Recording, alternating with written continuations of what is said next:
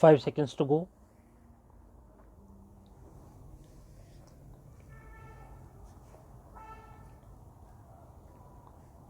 Start. Yesterday, I had the honor to present a resolution before you, which you passed.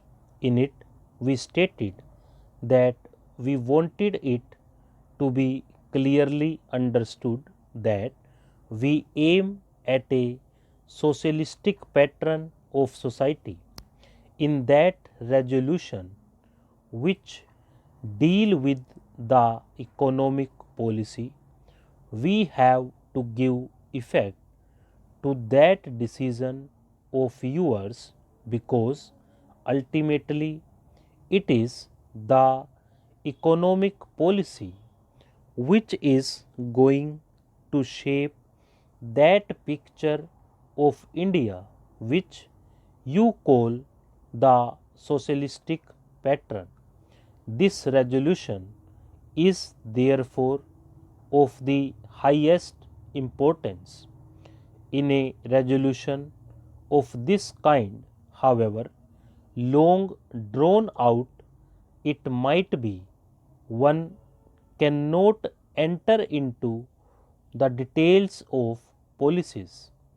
There is a danger in such resolutions, and that is what you may use striking words and vague phrases and imagine that you have given a great lead to the country. That does not help us because we have to solve the problems of India. How to deal with those problems is itself a problem. The problems of unemployment and of raising the level of our people are not solved by broad decisions or slogans. I say this without any disrespect to those who wield striking words because I myself have been a wielder of words all my life, drafting resolutions, getting them passed, and so on. But a time comes when you have to forget words and deal with hard actualities.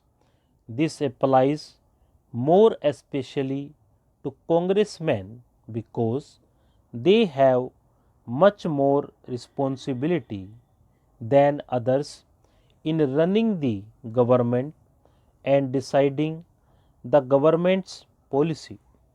For us, merely to write resolutions is not good enough. What then must we do? The only thing to be done is to sit down and draw up a plan, a detailed plan. That is the function of the planning commission and of the government and of those whom they consult. Obviously, a Congress session cannot sit down and draw up a 5-year plan, but in a resolution of this kind, we have to indicate the type of thinking needed in drawing up that plan. This resolution contains a brief reference to the objective to be achieved. First of all, after expressing appreciation of what has been done, the resolution says that the time has now come for substantially increasing production, for raising the standards of living, and for having progressively fuller employment so as to achieve full employment within a period of 10 years in the Congress. The first thing to note about this resolution is that it does not merely repeat what we have said before. It points out that the time has come for us to advance on the economic and social plane. In a sense, we have been doing it, but we have not been doing it adequately. The time has come to put an end to unemployment in 10 years. By 10 years, we mean two 5-year plan periods. I wish you to appreciate that we try not to word our resolution in what might be called bombastic language. We are an old man and mature organization with a great deal of experience. It is not desirable, therefore, that we should use words which are vague and meaningless. On the whole, we understate that we purpose to do. If we really give effect to this resolution, it means bringing about a revolution in this country, an economic revolution bigger than any that has taken place in our times.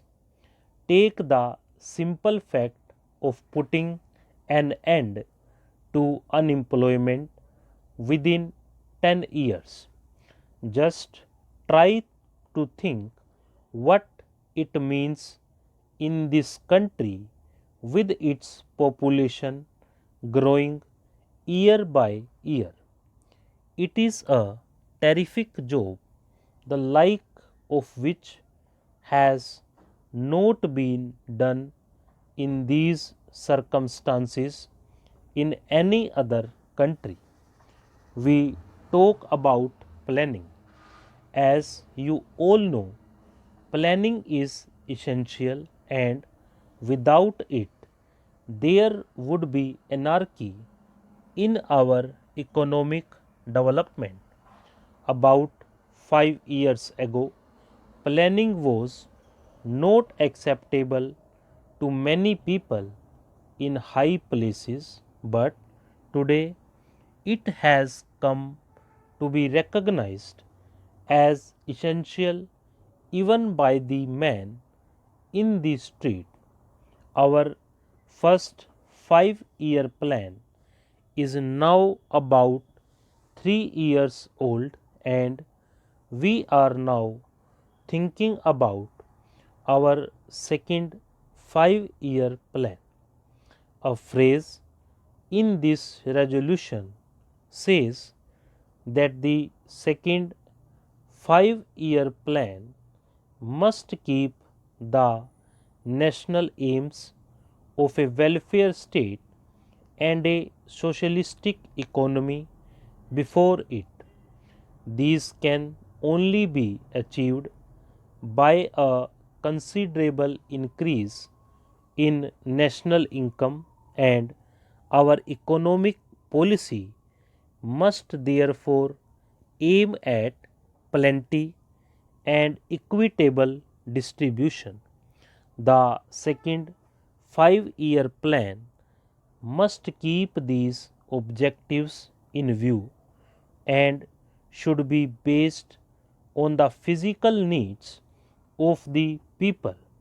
These are really the important and governing words of the resolution and ought to be the controlling factors in drawing up the second 5-year plan.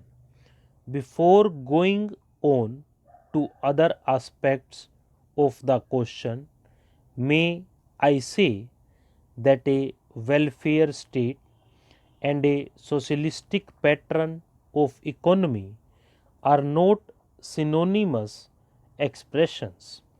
It is true that a socialistic economy must provide for a welfare state, but it does not necessarily follow that a welfare state must also be based on a socialistic pattern. Stop.